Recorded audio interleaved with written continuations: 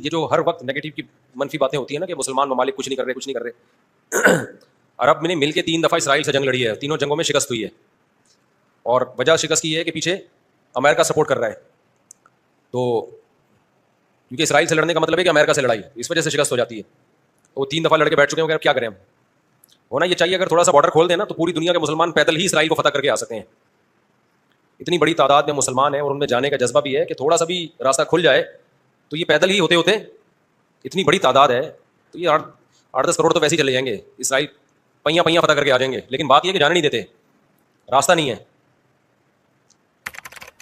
کیونکہ اگر مصر راستہ دیتا ہے نا، تھوڑا سا بھی راستہ کھولتا ہے، تو پہلے اسی بیس پہ اسرائیل مصر پہ اٹیک کر کے اس کے علاقے لے چکا ہے کہ مصر نے راستہ کھولا ہوا تھا مجاہدین کے لیے. تو اس بیس پہ اسرائیل نے آدھا مصر پہ قبضہ کر لیا. سمجھ رہے ہو؟ تو جب مصری ہاتھ سے نکل گیا ان کے، تو ایسا گچی پکڑی ہے نا چاروں طرف سے. تو اب دیکھیں آگے ہوتا کیا ہے، اللہ خیر کرے. دیکھو ایسی لڑائی جس سے اگلی دفعہ اس سے بھی جائیں، یہ تو کوئی بھی دنیا میں عقل مند اس کا مشورہ نہیں دے گا نا. دیکھو مسئلے کا اگر حل سامنے نہ آ رہا ہو تو غلط حل کی طرف نہیں جانا چاہیے، یہ ذہن میں رکھیں. ایک آدمی بندوق لے کے آپ کو کہہ رہا ہے جیب میں جو کچھ ہے نکال دو، آپ کہیں میں تو نہیں دوں گا لیکن مسئلے کا حل بتاؤ. تو ہم کہیں گے اگر تمہاری جیب میں میزائل پڑا ہوا ہے تو وہ مسئلے کا حل ہے، اگر وہ نہیں ہے تو موبائل پکڑا دو اور پتلی گلی سے نکل لو. تو ایسا کام کرنا جس سے لینے کے دینے پڑ جائیں وہ تو نہیں حل ہے نا. تو ایسے موقع پہ دعا ہے، اور کیا ہے، بددعائیں ہیں، دشمن کے خلاف بددعائیں ہیں. کسی کے پاس راستہ ہے جانے کا تو جائے، 100 دفعہ جائے، اناؤنس کرے کہ یہ راستہ ہے، یہ یہاں سے نکل آیا راستہ، تو سب پہنچ جائیں گے. ایک چیز اصولی طور پہ یاد رکھیں، جو چیز اختیار میں ہے اس میں انسان کمی نہ کرے، جو اختیار میں نہیں ہے اس کے بارے میں سوچے نہیں. اس سے ٹینشن کے سوا کچھ بھی حاصل نہیں ہوتا. کیونکہ جب آپ ایسی چیز کا سوچنا شروع کرتے ہیں نا جو آپ کے اختیار میں نہیں ہے، تو ہمیشہ وہ کام کر لیتے ہیں جس کا پہلے سے بھی زیادہ نقصان ہوتا ہے، جس کا پہلے سے زیادہ نقصان ہوتا ہے. میری پالیسی ہمیشہ یہی رہی ہے ہر معاملے میں، جو اپنے اختیار میں ہے چھوڑو نہیں، جو اختیار میں نہیں ہے پڑھو نہیں اس میں. سمجھ رہے ہو کہ نہیں سمجھ رہے؟ اگر ہم اس اصول پہ اختیار کر لیں بہت سارے معاملات ہمارے ویسے ہی سیدھے ہو جائیں گے. تو لوگ جو بلا وجہ فنڈر بننے کی کوشش کرتے ہیں نا، ہم یہ کر دیں گے ہم وہ کر دیں گے، وہ فنڈر گیری ہی ہوتی ہے. ایک یوٹیوب پہ اور بلکہ اس پہ ٹک ٹاک پہ ایک بندہ آ رہا ہے لڑکا، بڑے غصے میں بیٹھا ہوتا ہے، یہ مولوی کچھ نہیں کر رہے، اسرائیل میں یہ ہو گیا، فلاں جگہ یہ ہو گیا، یہ یوں نہیں کر رہے، یوں نہیں. میں نے کمنٹ کر دیا کہ تو کیا کر رہا ہے بھائی بیٹھ کے، تو بھی تو کچھ کرنا. کہہ رہا میں اکیلا کیا کروں، یہ مولوی کریں گے تو میں کروں گا. بھائی یہ مولوی تو کچھ نہیں کر رہے. وجہ اس کی ہے کہ مولوی کہتے ہیں ہم کیا اکیلے کیا کر سکتے ہیں، گورنمنٹ جب تک نہیں کرتی. تو جو دلیل مولوی دے رہے ہیں وہی دلیل آپ بھی دے رہے ہو کہ یہ مولوی چونکہ نہیں کر رہے تو میں اکیلا کیا کر سکتا ہوں. تو بات یہ کر آپ بھی نہیں رہے. یہ باتیں کرتا ہوا وہ اچھا لگتا ہے جو میدان جنگ میں جا رہا اور لڑ رہا ہو اور دو بدو فائر ہو رہا ہو اور جہاد کر رہا ہو، کہہ رہے دیکھو مولوی کچھ نہیں کر رہے اور میں یہاں بم رکھ کے آ رہا ہوں وہاں پہ اور شہید ہو رہا ہوں میں سب کے سامنے. جتنے اسکالر آ رہے ہیں یہ مولوی یہ نہیں کر رہے وہ نہیں کر رہے. بھائی تم بھی باتیں ٹھوکنے کے علاوہ کچھ بھی نہیں کر رہے ہو. تو مولوی وہ باتیں نہیں کر رہے جو تم کر رہے ہو، اس لیے کہ ان کو پتا ہے باتیں کرنے کا فائدہ نہیں ہے. تو کام وہ کرو جو کر سکتے ہو. سمجھتے ہو کہ نہیں سمجھتے؟ ایک خاتون نے اپنے شوہر سے کہا نا کہ سوئٹزرلینڈ جانے پہ کتنا خرچہ ہوگا، میں سوچ رہی ہوں کہ ہم سوئٹزرلینڈ چلتے ہیں، کتنا خرچہ ہوگا؟ اس نے کہا بالکل بھی نہیں. اس نے کہا کیوں نہیں خرچہ ہوگا؟ اس نے کہا سوچنے پہ کوئی خرچہ نہیں، سوچ ہی رہی ہو نا سوئٹزرلینڈ جانے کا. تو وہ بات کرنی چاہیے جو عملی دنیا میں ممکن ہو. اور دوسری بات یہ کہ علماء یا جو بھی بڑے لیول پہ جو لوگ ہوتے ہیں وہ بہت کچھ اندر کر رہے ہوتے ہیں. وہ پرلے درجے کے بے وقوف ہوں گے اگر وہ عوام کو بتا کے کرنا شروع کر دیں، بڑی حماقت کی بات ہوگی. بہت کچھ اندر اپر لیول پہ حکومتوں سے رابطوں کی کوشش ہو رہی ہوتی ہے، حکومتوں کو سمجھایا جا رہا ہوتا ہے، حکمرانوں کو حل دیے جا رہے ہوتے ہیں. تو یہ نہیں ہوتا کہ جو بھی کر رہا ہے نا کہ میں جا رہا ہوں آرمی چیف سے ملاقات کے لیے اسرائیل کے مسئلے پہ بات کروں گا، یہ میرا یوٹیوب چینل ہے آپ لوگ دیکھ لیں، میں جا رہا ہوں ٹاٹا دیکھو میں اپنی ذمہ داری کیا کر رہا ہوں پوری کر رہا ہوں. اسی طرح آرمی چیف کہے لوگوں میں جا رہا ہوں اسرائیل کے مسئلے پہ فلاں سے بات کرنے کے لیے، دیکھا آرمی زندہ باد. ایسا نہیں ہوتا. بڑے پیمانے پر جو گیم کھیلے جا رہے ہوتے ہیں وہ خفیہ ہی ہوتے ہیں، وہ عوام کو نہیں بتائے جاتے. تو بہت کچھ ہو رہا ہوتا ہے. سعودی عرب کا بادشاہ کیا کچھ کر رہا ہے ہمیں نہیں پتا. تو ہمیں نہ تعریف کرنی ہے کیونکہ ہو سکتا ہے وہ جھوٹی تعریف ہو، اور نہ ہم نے برائی کرنی ہے کیونکہ ہو سکتا ہے وہ جھوٹی برائی ہو. ہم نے چپ کر کے بیٹھنا ہے، اپنا جو ہم کر سکتے ہیں وہ کریں. کسی کے خلاف یہ کچھ نہیں کر رہے وہ کچھ نہیں کر رہے، یہ یوں نہیں کر رہا وہ یوں نہیں کر رہا. تو بھائی تو کیا کر رہا ہے؟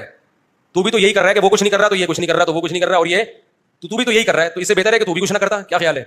یہ جو حدیث میں آتا ہے کہ قرب قیامت میں یہودی پتھر کے پیچھے چھپے گا تو پتھر بولے گا کہ یہ میرے پیچھے یہودی ہے، فقتلہ یا مسلم ھذا یہودی ورائی فقتلہ، اس کو قتل کر دو. تو پتھر بولے گا کا کیا مطلب ہے؟ پتھر بولے کا مطلب پتھر بولے گا، پتھر کا باپ بھی بولے گا، آواز آئے گی، معجزہ ہوگا. تو ایک لڑائی ہوگی. لیکن خوب سمجھ لو نبی صلی اللہ علیہ وسلم نے جو بھی پیش گوئیاں کی ہیں نا قرب قیامت کی، ان پیش گوئیوں کو محدثین فقہ کے ابواب میں ذکر نہیں کرتے، کتاب الاحکام میں ذکر نہیں کرتے، ان کو کتاب الفتن میں یا کتاب علامات ساعہ میں ذکر کرتے ہیں.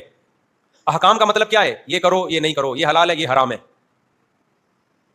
تو جو آرڈر کی حدیثیں ہیں نا ان میں ذکر نہیں کرتے، یہ بتانے کے لیے کہ یہ علامتیں جب پورا ہونے کا ٹائم آئے گا خود ہی ہوں گی. ہم نے ان احادیث کو دیکھ کے خود سے کوئی کام نہیں کرنا ہے، ہم نے وہ کرنا ہے جو ابھی گراؤنڈ ریئلٹی ہمیں کرنے کا کہہ رہی ہے. نہیں یہی بات سمجھ میں؟ آپ نے سن لیا کہ حضرت عیسیٰ علیہ السلام قرب قیامت میں نازل ہوں گے، 100% ہمیں یقین نازل ہوں گے. حضرت مہدی آئیں گے، 100% ہمیں یقین حضرت مہدی آئیں گے. ہمیں پتا چلا جی شام میں حضرت عیسیٰ علیہ السلام نازل ہوں گے، ہم نے کہا ہوں گے نازل، یقیناً ہمارا عقیدہ ہے. آپ نے کہا چونکہ شام میں نازل ہوں گے تو چلو شام چلتے ہیں، اور اس مسجد میں جا کے آپ بیٹھ گئے اور اعلان جہاد کر دیا کہ اب میں یہاں سے قتال شروع کرتا ہوں، عیسیٰ علیہ السلام تو آئیں گے اور میری مدد کریں گے. پتا چلا آپ نے لڑائی شروع کی اور آپ کی ایسی کی تیسی ہو گئی اور عیسیٰ علیہ السلام آئے نہیں. آپ قیامت میں اللہ سے پوچھو گے اے اللہ حدیث میں تو کہا گیا تھا کہ شام میں عیسیٰ علیہ السلام نازل ہوں گے، میں نے تو جنگ بھی شروع کر دی، سب کچھ ہو گیا لیکن نازل نہیں ہوئے. تو اللہ جواب میں کیا کہیں گے؟ میں نے یہ تھوڑی کہا تھا کہ جب تو جنگ شروع کرے گا تو تیری مدد کے لیے آئیں گے. یہ میں نے کہا تھا آئیں گے، میں نے یہ ٹائم تھوڑی بتایا تھا. تم جو اپنا کام ہے وہ کرو، جب انہوں نے آنا ہوگا تو وہ آ جائیں گے. تم گراؤنڈ ریئلٹی کو دیکھ کے ٹائم گزارو. جب حضرت مہدی نے آنا ہوگا تو آئیں گے. اب ہر تھوڑے دنوں میں حضرت مہدی کی امید پہ کوئی تحریک اٹھتی ہے. سعودی عرب میں جو 1979 میں بغاوت ہوئی تھی، جنرل مشرف کی قیادت میں آرمی نے جا کے کنٹرول کیا تھا نا، وہ بغاوت کیا ہوئی تھی؟ وہ یہی کہ لوگوں نے کہا امام مہدی آنے والے ہیں، تو ایک بندے کو تیار کیا، کل تیرا حلیہ وہ ہے جو امام مہدی والے، تیرا نام بھی وہ، تیرے ابا کا نام بھی وہ، اور اس کو تیار کر کے بغاوت پہ اکسایا اور کہا کہ بس انقلاب آنے والا ہے، امام مہدی آنے والے ہیں، اور یہی آ گئے. نتیجہ نکلا سعودی عرب نے پاکستان آرمی کو بلایا، چاروں طرف سے گھیر کے سب کو لٹکا دیا انہوں نے پکڑ کے. تو اب وہ اللہ سے قیامت کے دن کہے کہ اللہ امام مہدی تو آنے والے تھے. اللہ کہیں گے میں نے کب کہا کہ ابھی آنے والے تھے؟ ٹھیک ہے نا. تمہیں زمینی ایک مضبوط ریاست ہے، ایک حکومت ہے، پرامن حکومت ہے، آپ بیت اللہ میں اس کے خلاف بغاوت کر رہے ہو یار، جہاں خون بہانا منع ہے.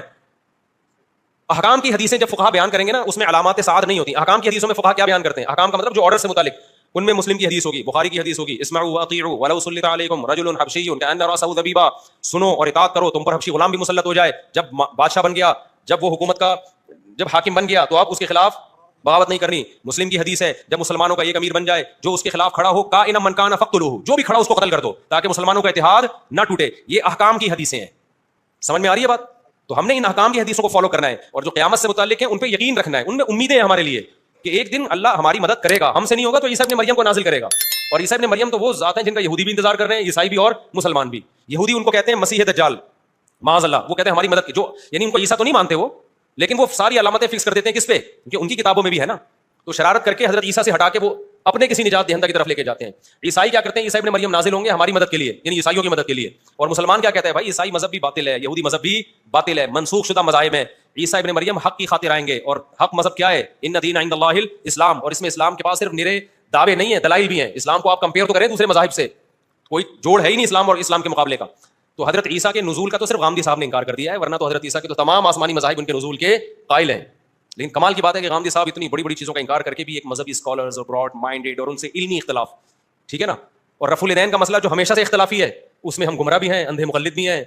تو یہ آج کل کے اسکالرز میں اعتدال نام کی کوئی چیز نہیں ہے. یہ علمی دلائل نہیں ہوتے، ان کی اپنی ایک خاص قوموں سے نفرتیں ہوتی ہیں ان کو، جس کو وہ مختلف طریقوں سے اجاگر کرتے ہیں. سمجھتا ہے کہ نہیں سمجھتا؟